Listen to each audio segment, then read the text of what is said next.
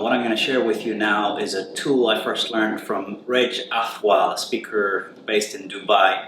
And I remember him sharing this many years ago to a room full of entrepreneurs. And I found it a very helpful way to think about the different types of people that you need involved in order for a business, not just to start, but to grow and then be long-term successful.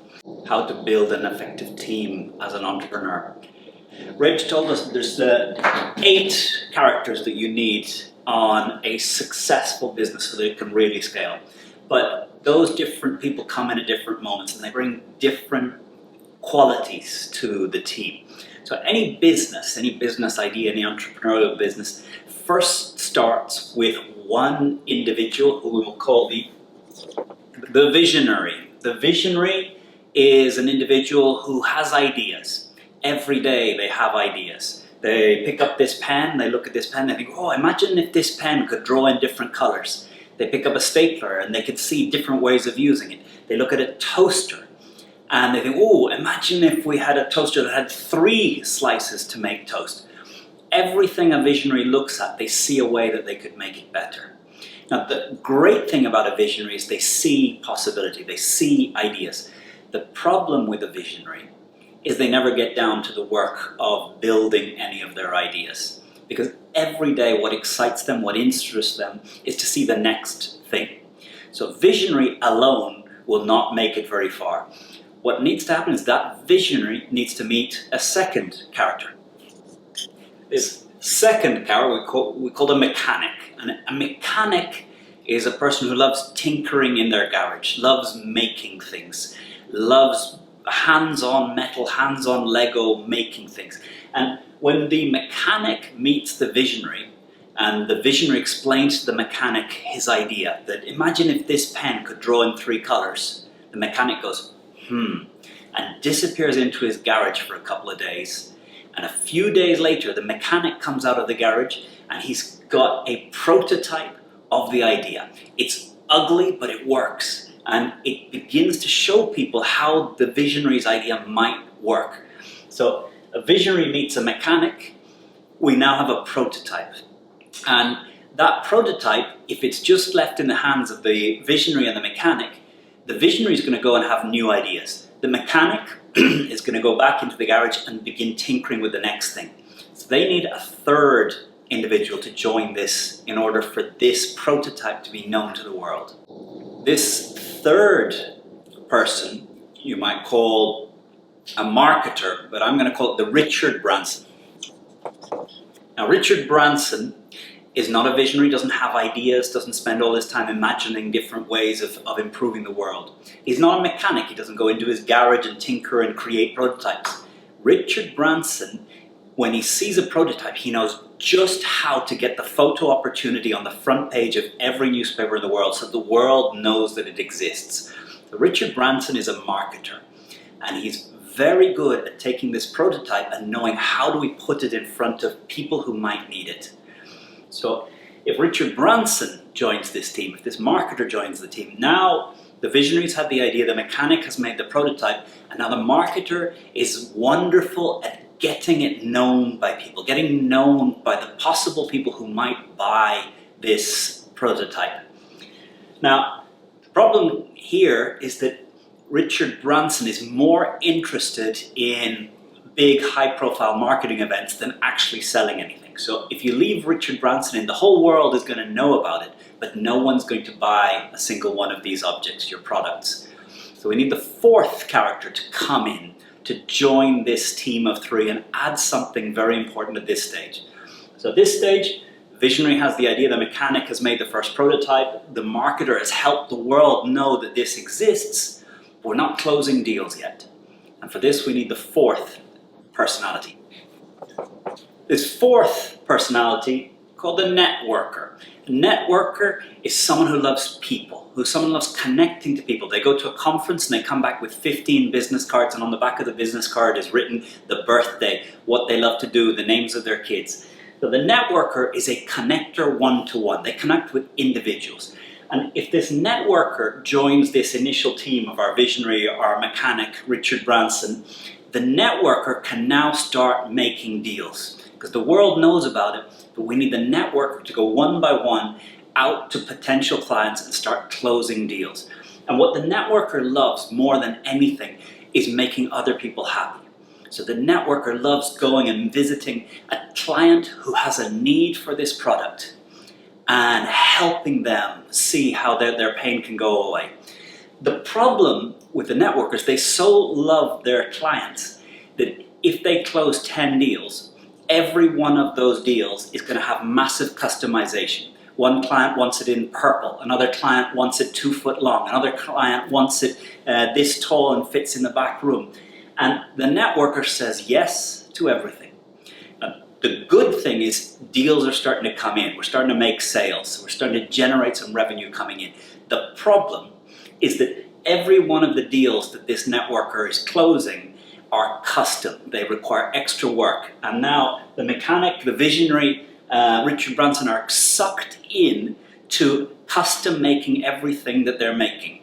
Because every deal that is being closed by this networker is custom fit to the particular needs of the client, which is wonderful because we're starting to have deals coming in, revenue starting to flow, but we're not going to generate any profit and we're not going to have any time to really build a product that can really make a difference in the world.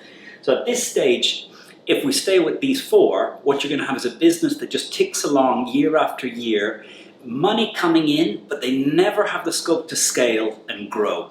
And there's a couple of characters that are needed to come in to take this business. And this is the type of business that turns over somewhere between 300,000, a million, 2 million euros, but it stays there. It stays there. It stays there because all of the work is custom. All of the projects require a bit more work of the mechanic, and it's never becoming profitable. So we need a couple of characters at this point. One character that we need to come in is the manager. The manager is someone who loves the team. They love the team getting on. They really help this team start to gel. And this person comes in and is able to help the other group fight about what's right and what's wrong without falling apart as a company. And the manager loves developing people, loves helping the mechanic become a better mechanic, the visionary become a better visionary, the networker become a better networker, and also loves helping them work together as a team, overcoming the conflicts, finding a way of agreeing things. And this is very necessary because without this person who cares about getting the team to cohese as a team working together, these four are going to get very angry and frustrated with each other. So we need this person to come in who focus almost exclusively on the team, on how to get the team working together, how to get things agreed, how to get agreement between us so we can engage and commit. But we need another character about this point. And the next character we need is what we call the banker. And a banker doesn't care about product, doesn't care about tinkering in a garage, doesn't care about marketing with hot air balloons or photos on the front of newspapers. A banker doesn't care about people, about the team enjoying or not enjoying or being engaged. A banker doesn't care much about clients, about what the clients want and how this makes a difference in the client's business and in their life. What the banker understands is power. And the banker comes in, looks at the 10 deals that the networker has closed, and maybe deal number 3, the banker looks at it and thinks, this client has no other way of getting this. This client needs us. Without this deal, they really are in difficulty. The banker says to the networker, go back to client number 3, the price is not 10, it's 100. And the banker just understands where you have value and demands that you price accordingly. And the banker and the networker really have a lot of friction together. That's why we need the manager in who's able to keep people talking in this team. But the banker is going to take some of these deals that the networker is closing and turn them into profitable deals. Turn them into deals which don't have so much custom work, don't have so much discount in order to make the deal. Because the networker, they love making clients happy. And they will give away anything to make the client happy. They'll give away custom work, they'll give away the discount. So if you've told the networker you can discount up to 30%, almost all deals are discounted up to 30%. The banker knows when we have power and we can price accordingly. And the banker is going to start reducing the custom work and starting pricing at a price that the clients who have no other alternative but to buy from us have to pay a significant price, which they won't be happy about, and it'll be a real difficulty for the networker. But the banker means that at the end of the year we have less custom work, we have more revenue, and we're starting to generate a profit. Now, if the banker's been around for a year and this is all working together, the manager is keeping them all connected and there's a cohesion in the team, if at the end of the year the profits come into the company, what's going to happen? So if at the end of the year, finally we made a profit for the first time. Now, if the visionary is still the 100% owner-decider, what are they going to do with the profits? So say we have 100,000 euros of profits. What's the visionary going to do? They're going to create a new product, because that's what they love to do. So if the visionary is in control, this company with the profits will create a new product. If the mechanic has gained control and is now the leader in this organization, what are they going to do with the money? They're going to make the product better. They're going to go back into their garage, tinker, get better materials, make the product better. Independently of whether it's necessary or not, what the mechanic loves doing is improving the product, improving the pen, improving the toaster, improving whatever it is.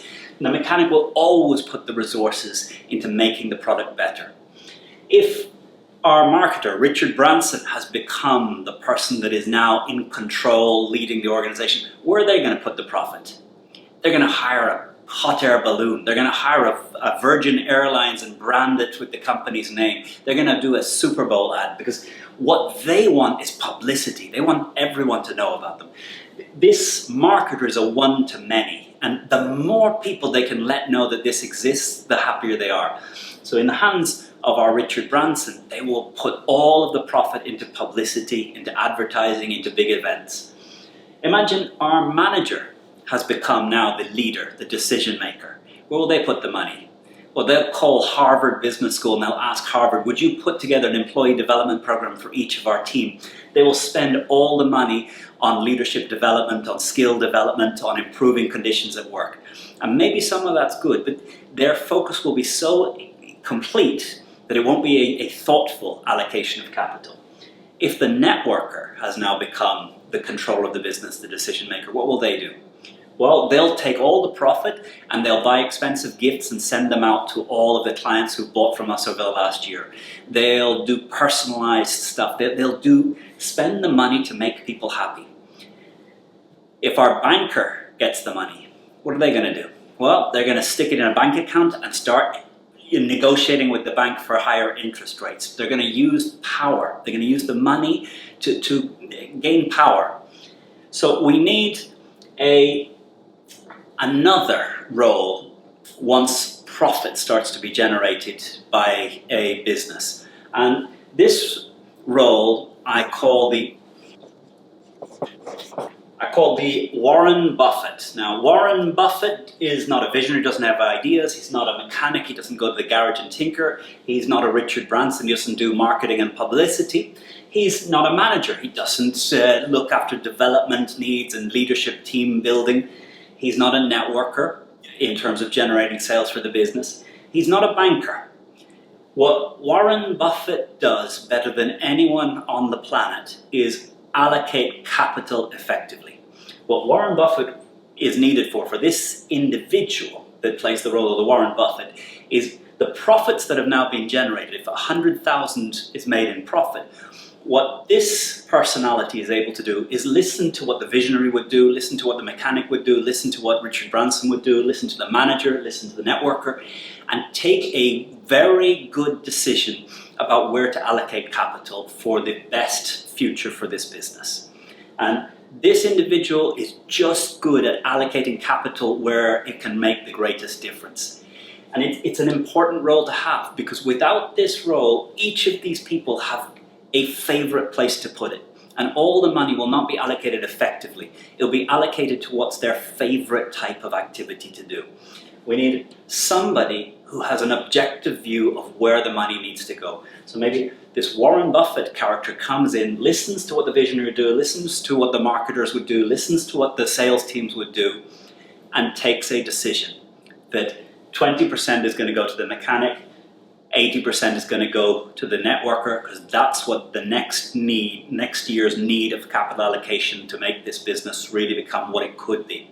So this individual is just good at taking capital allocation decisions, putting the resources of the company into what really is necessary, not into their own pet projects.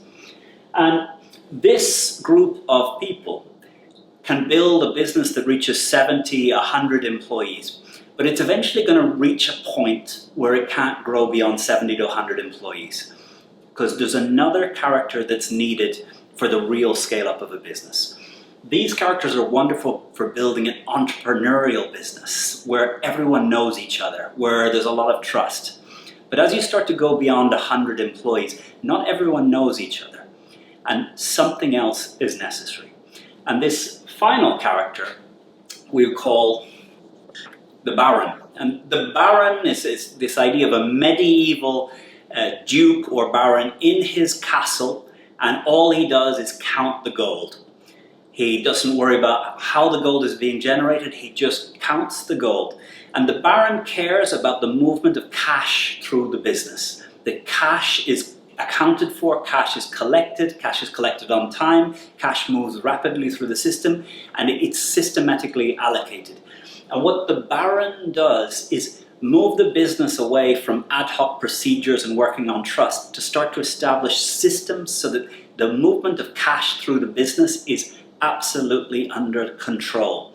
And the Baron doesn't worry about what the business makes, what the vision is, what the product is. What they care about is that cash is moving efficiently through this system. Cash is moving to where it needs to be. There's no bottlenecks where cash is being wasted. We're collecting from customers in a good time. We're paying suppliers in good time. Cash is moving through this system. And to some degree, they remove that any individual has too much control over the flow of cash to really ensure that the cash is getting to the business. That the concept called shrinkage, where cash is disappearing from the system somehow, doesn't happen. And to build a business that really scales, you need all of these roles. It's not enough just to have a visionary. It's not enough just to have a visionary and a mechanic. That will produce a prototype, but no one will buy it. It's not enough to have a visionary, mechanic, and our marketer, the Richard Branson. The world knows about it, but no one's buying it. It's not enough to have these three and our networker. People are buying it, but not at a profit and with a lot of custom work. It's not enough just with the manager and the banker. The manager and the banker mean that this system works and it's profitable. The manager means that the team bonds together, wants to be and is engaged. The banker makes sure we're profitable. Profitable where we can be. We're not giving away things on the table. We're not doing custom work where the basic out-of-the-box product will satisfy the needs. But even with this, you can only reach a certain scale. You require Warren Buffett with capital allocation to really allow it to scale, and you require the Baron, the person that comes in and just cares that the movement of cash through this system is as healthy and flowing freely as possible. And this is the dream team. And what I've learned is every one of us is strong in certain areas and weak in certain areas. In my own case, probably visionary and the Richard Branson role are where I am strongest. The two areas that I am weakest at, banker and Warren Buffett. These are the type of people that I really struggle to deal with. I love ideas, I love possibility, but I need people who make sure that we make money out of those ideas, and I need people who make sure that we're allocating the capital to what's really necessary, not to my favorite ideas. So in your business, if you're a startup, if you're growing, which of these areas do you have people that really play that role? Which of the role can you play strongly yourself? And where do you need people who see the world quite differently than you? Because without having all of these roles available within the organization, you're not going to be able to really scale up and make a difference. So hope this thinking about the different characters, the different people that are involved in taking a business from idea to prototype, prototype to the market to actually sales, the sales to now starting to generate some systematic profit, lower custom work, and now having profits to reinvest and really build a legacy business. I hope this is of use to you. Thanks to Reg Athwal for sharing this idea with us back in Dubai many years ago. Many times I've sat down with entrepreneurs and talked about these different roles and where they're strong and perhaps where they're struggling. I hope it's of use for you. Would love your comments, questions, thoughts, disagreements in the comments below via email. And again, thank you for sharing, for comments, for the likes. It really helps me stay inspired to keep making these videos. Have a great one.